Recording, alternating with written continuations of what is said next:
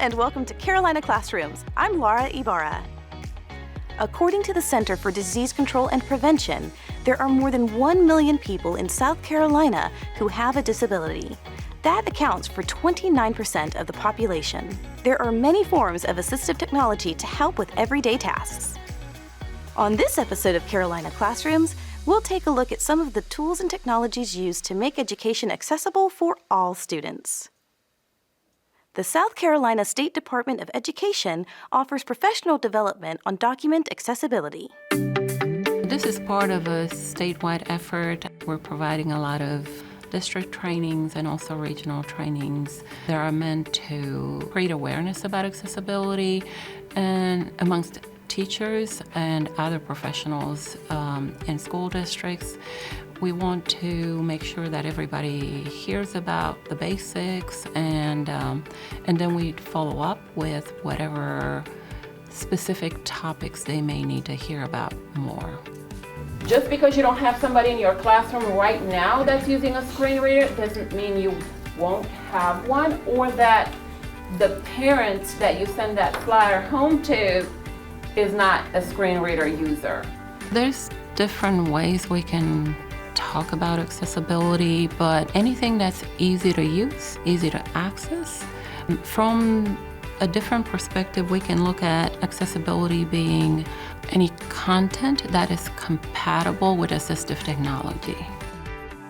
That's part of the efforts we make to ensure that everybody in every district that's providing services to our students are aware of how to make things accessible, because they do provide this content to their students every day. An easy way to tell is really to look at things like color contrast. Is it easy to read the text on the page? Or is the text in a weird font that maybe, is it slanted, or is it a different color that makes it difficult to read? That's a really simple way. Also, any websites that have automatically playing videos that don't have like a stop or a pause button, or anything that automatically plays music and you can't stop it, that's not going to be an accessible resource. One of the key things that you can do to make sure that your documents and presentations are accessible is to use, at the top of your Microsoft Word document or your Google document, you'll see a ribbon that has, where you select your style, font, and your size and all that stuff. Using that can actually make your document easily accessible. So making sure you're using the button that has the bullet points instead of using the dash on your keyboard. That creates an actual list of items that you mean to be a list. And everybody can see that and go, okay, I know this is a list of things, rather than, there's a dash there might be some missing information. There's a lot more than I ever imagined being involved in accessibility. So it's really been eye-opening. Know the accessibility guidelines. Put yourself in perspective. If you had those limitations or those abilities, how would you want to navigate things or see things differently from different abilities? I think there are resources out there that can benefit everyone. And we also use our district personnel, like our district technology coach and the people in our technology department. When we come to a roadblock, we go to them as well. I cannot tell you how many times we've sat in IEP meetings and had to bring in medical reports because the child was struggling to the point where it impacted grades. But let's talk about the cause, and the cause was, well, he can't hear well, or he can't see well. and therefore he can't read, therefore he cannot understand what you're saying, therefore he's not going to answer correctly, therefore you're going to give him a low grade, therefore he's going to act out. See how that works? We all know how that works. So this is very, very important. Will absolutely change the learning outcome. So when a student cannot access their content, they're less likely to be able to process and provide answers to questions about that content. There's less inquiry about follow-up, anything of the sort. This also, in turn, affects the child's image of themselves. They're more likely to exhibit behaviors, unwanted behaviors. They're less interested over time in the learning process because if the barriers are always there, no matter how hard they try, they cannot get the same results that other children can by the virtue of the fact that the barriers are there for them.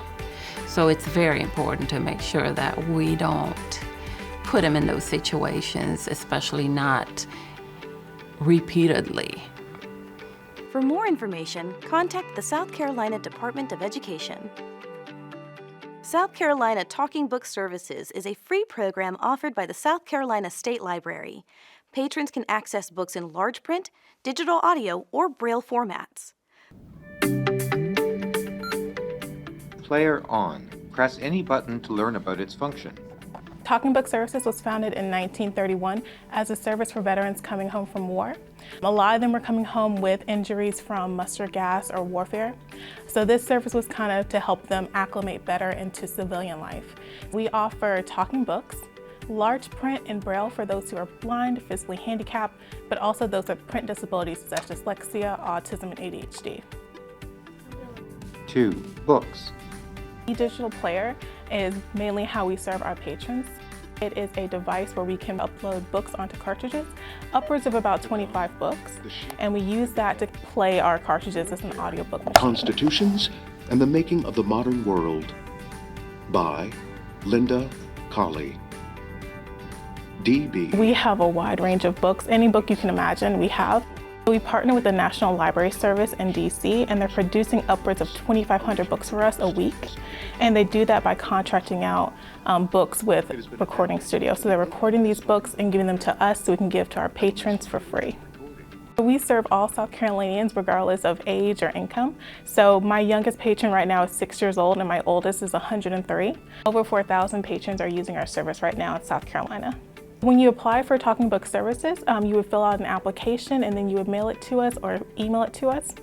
From there, we call the patron and then we let them know about the program and what they can expect from us. From there, we mail it to the house. And actually, all of our mail goes through the post for free. All of our mail is marked Free Matter for the blind and handicapped, so there will be no cost to our patrons at all. The machine they can keep until they're through with the service. The cartridges they keep for 3 months at a time, but they can have renewals if they need it.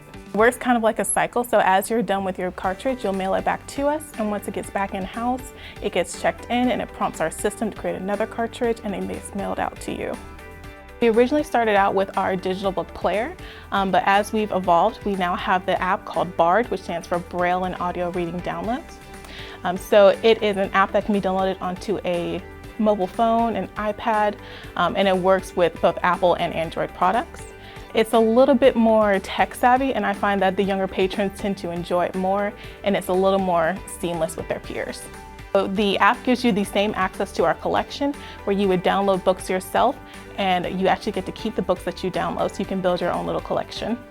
I help patrons find materials that are going to best suit their interests. So I ask them questions like, what kind of genres do you like? What things do you not want to see in your books? Are we offended by strong language, for instance? And then I help them find materials that kind of spark their interest and keep them going with the service. So a large part of my outreach is working with our Assistive Technology Petting Zoo, or ATPZ. And I go out into the community to libraries and school and showcase the assistive technology that we offer, which are things from like Wonder Books all the way up to our HumanWare text-to-speech reader. Usability is definitely important when you talk about accessibility services and assistive technology. You want something that is going to be able to be used by your patrons coming. You don't want something that's going to cause them even more stress. The State Library also provides accessibility training for other libraries across the state. For more information on Talking Book services and other resources, contact the South Carolina State Library. Students at the South Carolina School for the Deaf and the Blind use technology to communicate and prepare for their future after they graduate. As the Assistive Technology Coordinator, I work with students across our campus. So I work with students who are deaf, who are blind, and with some of our students who have some complex needs and may need help communicating. And working with assistive technology, you are basically finding the technology that is going to work for them to help them learn, to help them access the education, to help them function in their daily lives, and to teach their teachers as well about the technology and how they use the technology. So in the state of South Carolina, we're still following state guidance with standards, using a similar textbook adoption that other schools use. So we're trying to find ways to make that accessible. So it could be we're needing to increase the reading for large print or Braille options of those materials. But we also are looking at assistive technology. We have a great specialist on staff. We have a wonderful IT department on campus that helps bring the actual tools and equipment to our children and helps educate our staff so that we are proficient in troubleshooting and making it come alive in instructional time. This is a Focus 40, it's a refreshable Braille display. Our students learn at an early age how to type using this style of a keyboard. And then once they are learning how to type, they can use a refreshable Braille display to help them read, follow along, and access their books that are used in the classroom, and access what is on the internet to be able to use some of the apps that we use from day to day. It just gives them the opportunity to see like we do. The refreshable Braille, how it works is it connects to a device, and our devices can be used as screen readers. And once it's connected to a device, you can move some of the buttons and the refreshable Braille will move over what the device says. This is a Braille writing guard. We use this on our typewriters for our students who are learning how to Braille, and they put their fingers inside so that they can't cross their fingers when they're learning how to type. They can't move their hands over one another, and this is something that we're able to 3D print here on campus rather than going through another resource. Our students who are blind are learning how to navigate and orientate themselves to an iPad. And if you think about being blind, you don't know what an app is. You don't know what the apps look like on an iPad. So we can 3D print maps, we can 3D print the technology that they use, and this one is used for our very early beginners to show them, when I have you at the first item and we do a left or a right slide like this, you're jumping from this app here to this app here. Or if I teach them other shortcuts, it's basically a tactile example for them to connect the dots. She is using the Mantis, and this is a type of refreshable Braille display where she has a normal keyboard, and then on the bottom is the Braille. So whatever you hear the iPad saying, it is demonstrated or shown on the refreshable Braille display. This is a pretty new device for us. We got it this year. It has been life-changing, especially for me, because the beginning of the school year, I did struggle with knowing what's on my screen, but now that I get to, see what's on my screen with the Mantis, it's easier and, it's less complicated. But we also have in the visual impairment community something called Expanded Core Curriculum, and that's ECC. We have 9 standards, and that's when we bring in daily living, self-advocacy.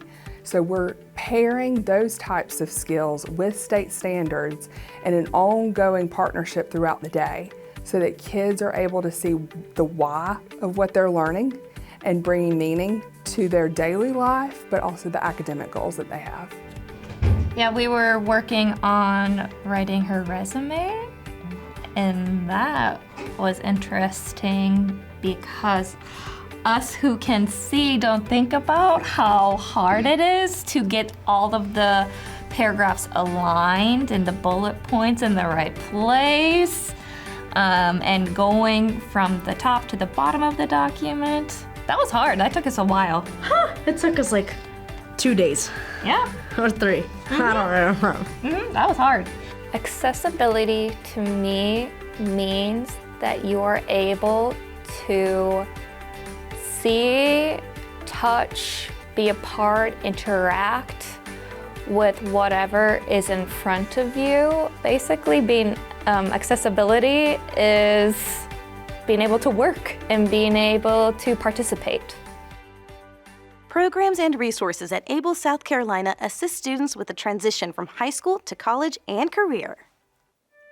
Able South Carolina is a disability advocacy organization. Our job is to equip, educate, and advocate alongside the disability community. One of the things that I focus the most on is our Capable and Ready Career Boost program, which provides those employment transition services with the goal being that we are providing staff who are experts. They are generally peers, so they have a personal connection that they can form with the students. They can build a really nice rapport, and they're going into schools with the intent to build up that student and prepare them by giving them the necessary skills for transition out of high school into employment or into post-secondary education, as the case might be.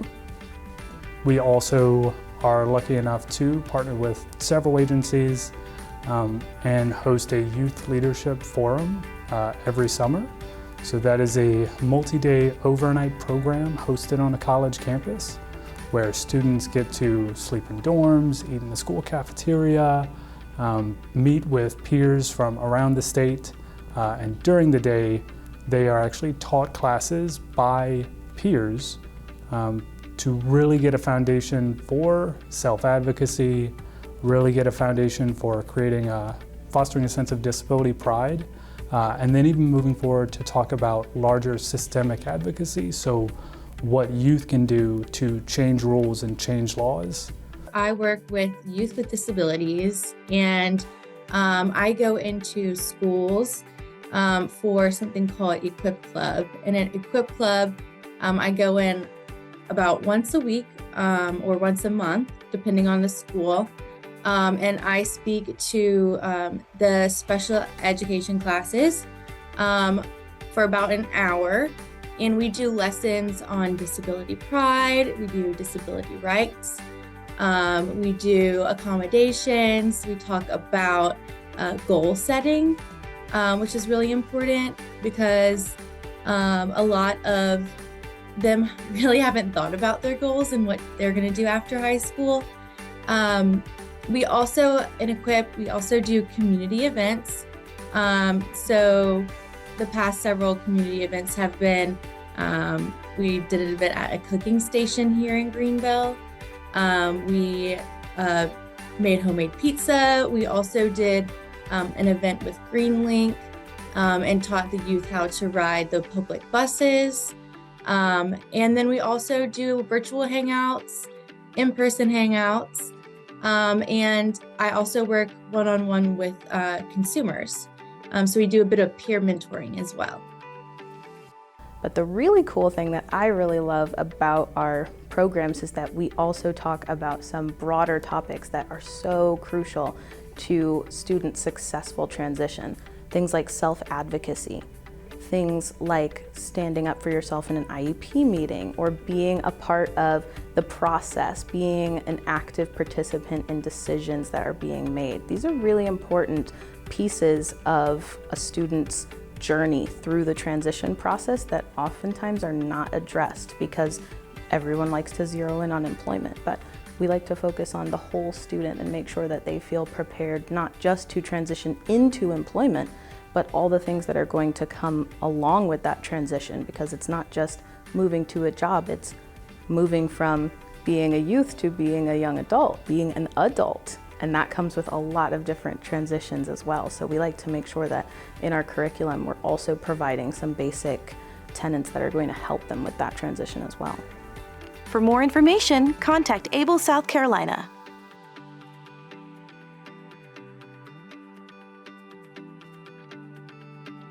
Service dogs are trained to assist with a variety of tasks.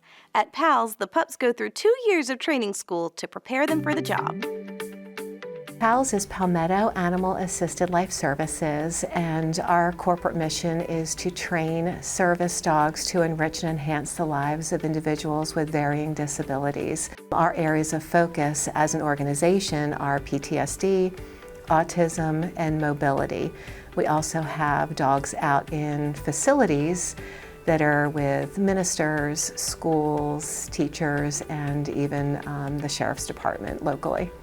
We're part of Assistance Dogs International, which oversees different training organizations. We're actually accredited through them. In fact, we're the only accredited organization in South Carolina. So our dogs come from within this larger group. They start their formal training at between 8 and 10 weeks. We just have a new girl that arrived, Heidi.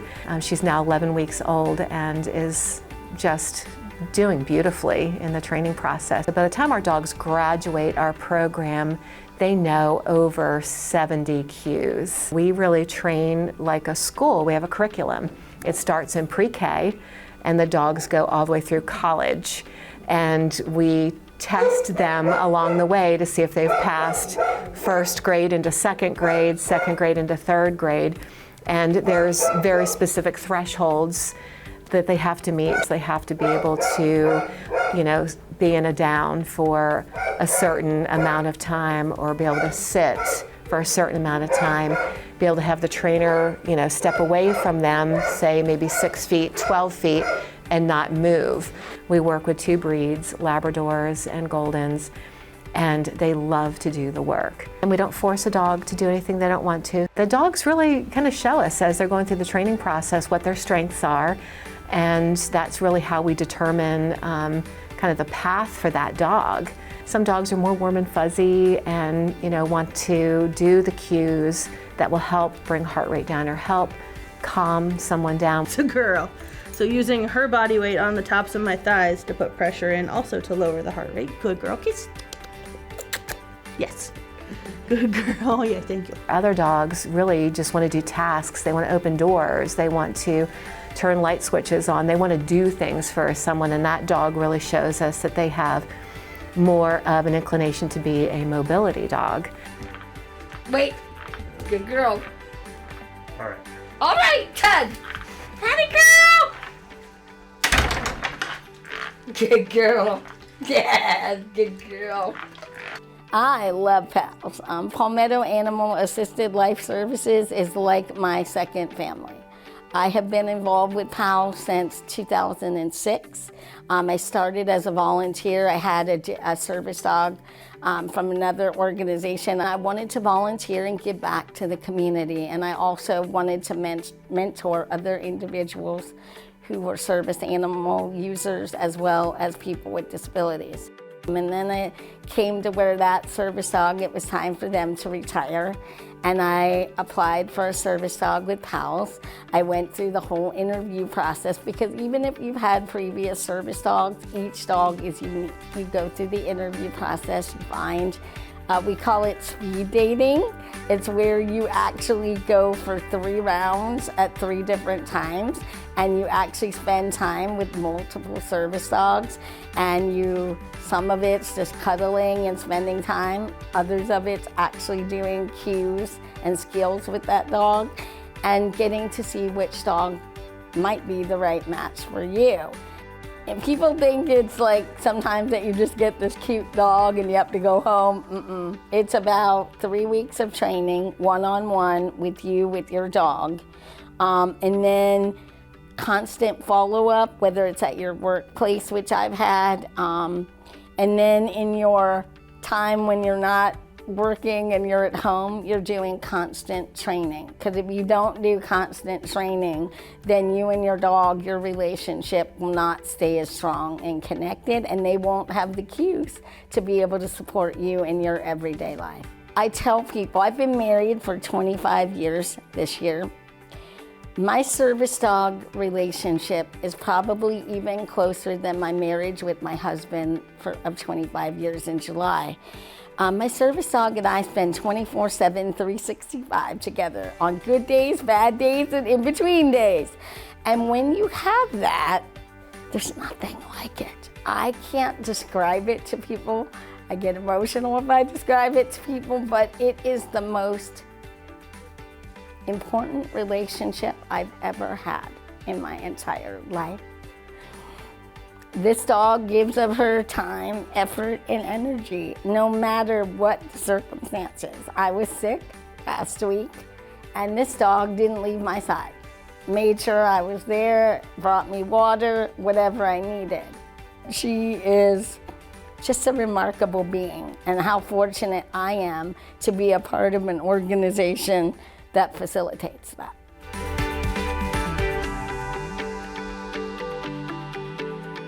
For more information, contact PALS.